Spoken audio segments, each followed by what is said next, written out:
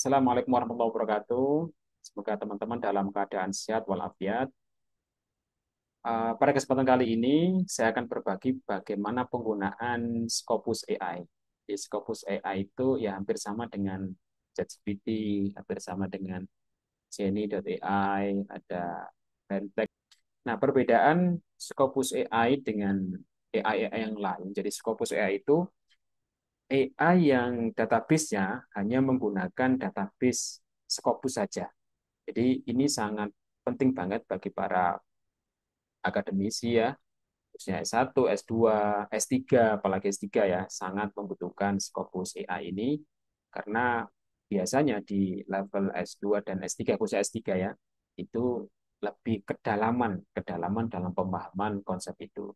Dan rujukannya biasanya menggunakan rujukan dari Scopus. Nah, pada kesempatan ini saya akan berbagi eh, bagaimana cara untuk menggunakan Scopus AI. Nah, ada bagi teman-teman yang belum punya akunnya, jadi akunnya berbeda ya. Jadi akun Scopus itu ada banyak ya. Kalau akun kita sebagai autor, itu kita tidak bisa search artikel atau menggunakan Scopus AI itu.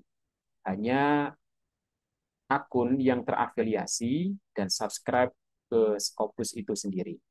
Sehingga bisa mengakses jurnal-jurnal atau artikel-artikel yang terindeks pada Scopus. Nah, pada video sebelumnya itu saya sudah membuat ya, ya ada loginnya juga ya. Jika saya sematkan di deskripsi, jadi sudah login menggunakan akun yang khusus untuk mencari artikel ya, atau akun yang sudah terafiliasi dan sudah subscribe ke Scopus, munculnya seperti ini ya, munculnya seperti ini. Ada dokumen ya, ada explore author, ada research discovery, ada organization, ada Scopus AI, ada keterangan new ya. Ini memang belum lama. Nah, di video sebelumnya saya sudah membuat video tutorial bagaimana cara untuk mencari artikel yang terindeks Scopus dan bisa di-download secara gratis. Nanti saya sematkan juga di deskripsi ya. Semoga membantu, dan itu juga sudah saya sematkan akun untuk login di Scopus ya, bisa dimanfaatkan. Atau kalau nanti tidak bisa dipakai, silakan teman-teman beli sendiri ya. Nah, teman-teman, untuk penggunaan Scopus AI ini menggunakan bahasa Inggris ya. Ini teman-teman kalau kesulitan dalam membuat latar belakang atau kesulitan topik apa yang saat ini lagi ngehit ya, kemudian sampai pada novelty. Ini yang dicari-cari oleh mahasiswa S3 itu novelty. Atau saya kuliah S3 itu juga bingung novelty itu apa gitu ya. Dan saya masih teringat salah satu almarhum dosen saya itu ketika di metodologi penelitian, novelty itu kayak tumpukan ya, tumpukan sampah itu di kegelapan malam, kemudian ada kelip-kelip warna merah, kelip kecil, kelip-kelip, itulah novelty. Saya masih teringat karena itu membuat saya itu berpikir bahwa mencari novelty itu sangat susah ya, tidak mudah untuk diperoleh ya. Teman-teman bisa bayangkan pada gelap malam ada tumpukan sampah banyak itu, ada kelip-kelip, itu membuat kita ketika berimajinasi itu tidak mudah, padahal sangat mudah. Kalau sekarang ya, kalau dulu memang belum banyak AI ya, belum booming ya. Kalau sekarang sudah. Nah, Scopus AI ini bisa memberikan suggest kepada kita topik apa yang relevan sampai pada gap ya. Jadi novelty itu kan gap ya. Novelty itu kebaruan. Kebaruan dari adanya gap. Jadi gap itu banyak. Bisa gap metodologi, bisa gap empiris, ya, bisa gap teori dan seterusnya. Nah, promnya teman-teman kalau nggak bisa bahasa Inggris, nah ini silakan buka aja ChatGPT ya. ChatGPT, kemudian tulis saja, tolong translate tulisan ini ke dalam bahasa Inggris, gitu ya. Nah ini tulisannya seperti ini. Ya, terserah nanti teman-teman prompt seperti apa. Saya buat yang sederhana saja. Tolong carikan informasi penelitian terkini tentang human resource. Nah, ya. Please find the latest research information on human resource. Oke, tinggal kita masukkan ke Scopus. Ini ya, kita klik search. Klik tanda panah ini ya. Oke, kita tunggu. Oke, dia mulai ya. Dia mulai untuk mencarikan kita. Apa sih topik-topik yang terkini tentang human resources. Ya, nah ini ya. Sudah muncul nih. Ada human resource analytic, ada digital human resource, ada blockchain, kemudian dan seterusnya ini ya. Ada data driven, ada conclusion. Kemudian kita bisa klik expanded summary. Expanded summary berarti ringkasannya lebih mendalam ya. Current trend, human resource research. Nah ini ya. Focus more than strategic aspect rather than transactional activities. Nah, dan seterusnya. Ini awal. Jadi brainstorming kita itu sudah enak menggunakan database Scopus dan sudah ada referensinya. Nah, ini yang paling penting. Ini sudah ada show all reference. Ini sudah ada semua. Ini sudah ada semua nih. Nah, lengkap ya.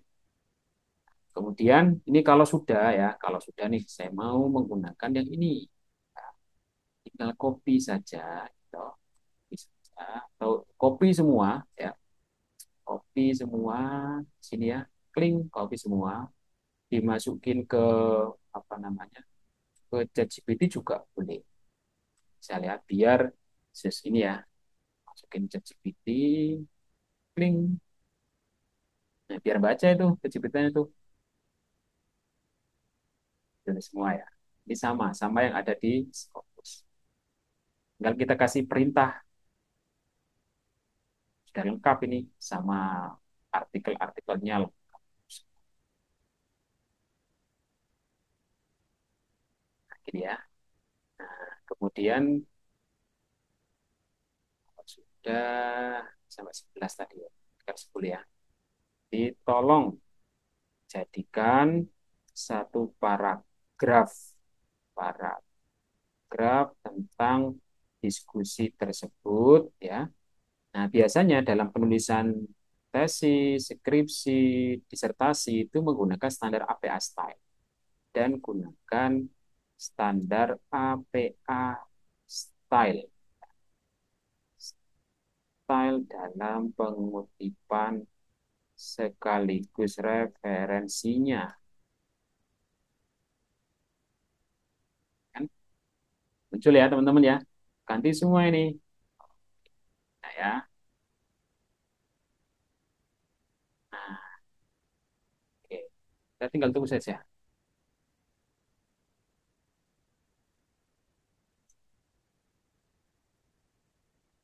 Oke, kita tunggu.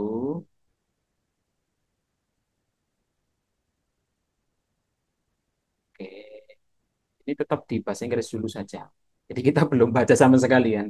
Nah, setelah itu baru di paling bawah translate ke dalam bahasa bahasa Indonesia. Nah, diakhiri dengan ini kalau untuk bahasa Indonesia.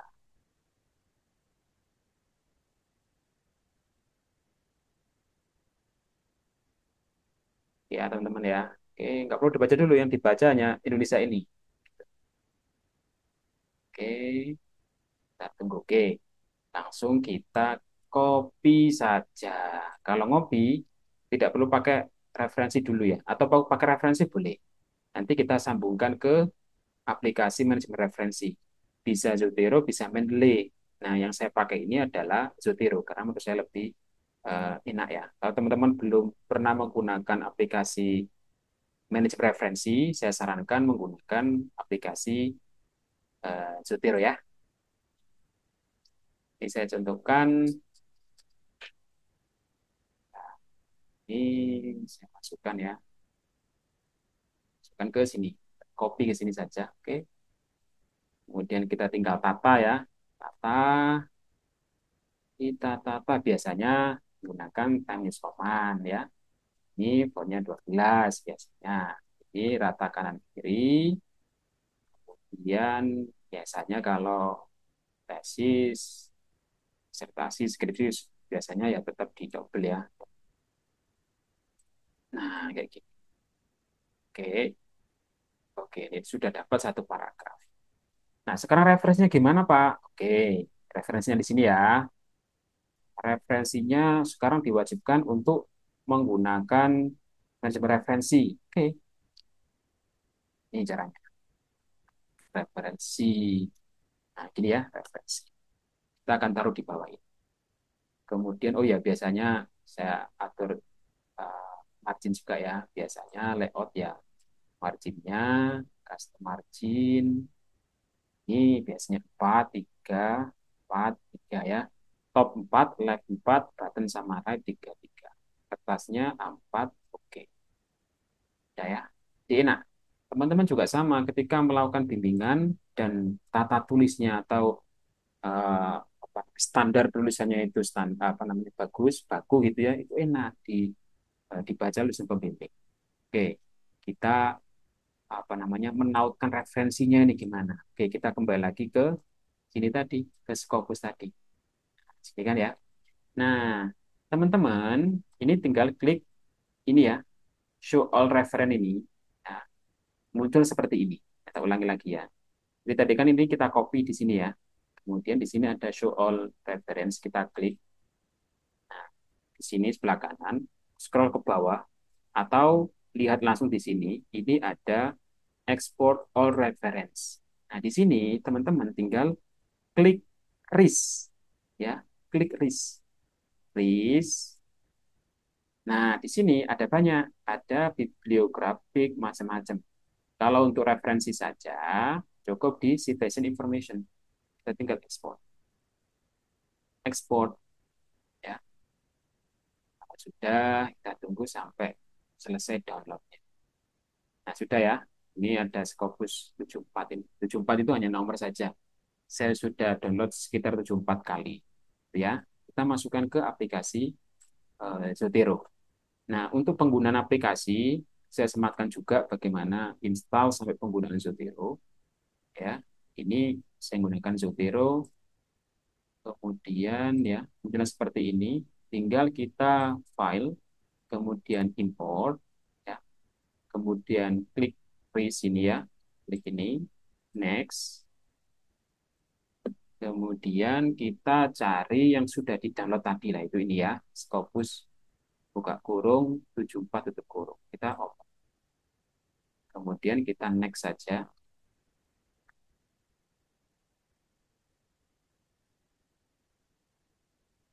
Kemudian finish.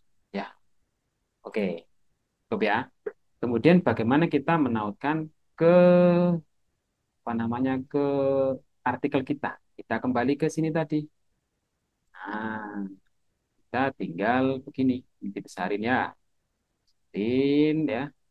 Karena semua artikel sudah kita masukin ke aplikasi Zotero ya, aplikasi ini. Ini jangan lupa tetap dibuka ya. Kita tinggal menautkan ketulisan kita. Kita klik pandai ya. Kemudian di sini ada Zotero. Nah, ini cara penggunaan Zotero dari awal sampai akhir. Nanti saya sematkan videonya. Kemudian add ya. Nah, ini yang penting. Ini untuk pertama kali kalau teman-teman menggunakan aplikasi masih akan pasti akan muncul seperti ini. Nah, kalau biasanya ya di kampus saya itu skripsi, tesis, disertasi itu menggunakan standar APA. Sekarang ada tujuh yang terbaru. Ya. Kemudian jangan lupa yang ini yang penting juga language-nya. Kalau tulisan teman-teman menggunakan bahasa Inggris, silakan pilih Inggris ya. Inggris ini ada nih English. Ini ya, udah Kalau tulisan tesis, skripsi, disertasi teman-teman menggunakan bahasa Indonesia, silakan ketik bahasa Indonesia. Ya, kalau sudah tinggal oke. Nah, kalau sudah oke, nanti akan uh, muncul seperti ini. Loading ya. Nah, seperti ini. Tinggal kita tulis saja pandai ya. Ini kan pandai kan? Pandai atau tulis manual ya. Pandai. Pandai tahun berapa? Di ini 2023. Oke, pandai 2023 ya. 2023. Klik aja. Klik enter. Betul. Kemudian yang ini kalau kita klik ini warna abu berarti sudah connect. Kalau ini sudah nggak connect, kita hapus. Ya, hapus. Ada lagi Hobler ya, kita masukkan di sini. Kita add lagi Hobler. Oke, kita enter. Yang ini dihapus. Ya. Kemudian ini Papiwala. Kita add.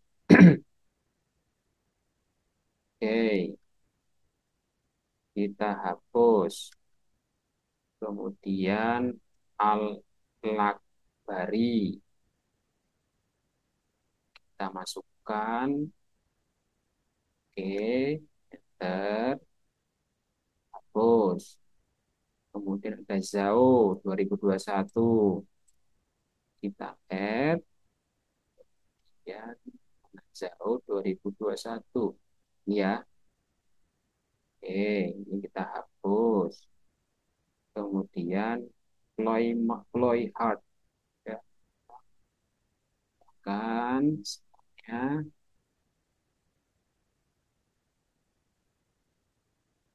Oke. Kemudian Syahrine Syairine kalau Syahrine ya. Syairine. Terus kemudian Laksmi kita masukkan. Oke. Kemudian McGregor masukkan. Oke, kemudian extend. Teman-teman juga sudah bisa mempraktekkan ya sesuai dengan expertise dari teman-teman semua ya. Nah, kalau sudah ini sudah semua ya, kita tinggal coba klik-klik aja, klik pada referensinya. Oh, sudah nyambung nih. Oke, baru kita klik di bawah referensi ini, add bibliograph. Kan muncul semua. Nah, ya kan? Nah, udah muncul semua nih. Sudah lengkap dengan referensinya, ya. Dari Scopus semua. Ini dosen pembimbing teman-teman pasti kaget ini. Wih, kok pinter sekali nih. Ya, ini cara bagaimana kita menggunakan Scopus AI sampai pada lembar lembar tulisan kita, gitu ya. Nah, ini karena belum kita baca, coba kita baca bagus nggak? Saya yakin bagus sekali. Coba nih ya, penelitian bidang sumber daya manusia semakin bla bla bla. Namun masih ada celah. Nah, ini loh yang disebut sebagai novelty itu. Ya. Atau celah atau gap atau masalah itu sebagai kebaruan atau alasan originalitas kenapa penelitian kita dilakukan. Itu sangat penting sekali. Ya. Ini sudah ada alasan semua ya. Penelitian ini, selain itu perkembangan teknologi pesat dan seterusnya. Silakan teman-teman dipraktekkan sendiri ya sesuai dengan bidangnya masing-masing dan topik yang mungkin sudah dikonsultasikan ke dosen pembimbing. Kalaupun toh nggak ada, silakan teman-teman mengeksplor di Scopus AI ya. Cara penggunaannya hampir sama kayak AI biasa, cuman ini datanya sudah lengkap dengan referensi dan valid ya, reliable Nah, sehingga teman-teman ketika menggunakan ini dan ditanya sama dosen pembimbing, dari mana nih sumber-sumbernya? Dari Scopus, Pak. Bu, itu sudah. Itu ya teman-teman ya, itu tutorial bagaimana cara menggunakan Scopus AI. Dan saya kira masih banyak prom-prom lainnya, silakan teman-teman kembangkan sendiri ya. Semoga bermanfaat ya. Dan penelitian teman-teman segera selesai, lulus, dan dapat publikasi pada jurnal-jurnal yang reputasinya baik. Ya, saya kira itu saja. Terima kasih. Semoga tutorial ini bermanfaat bagi teman-teman semua. Assalamualaikum warahmatullahi wabarakatuh. Salam dan bahagia.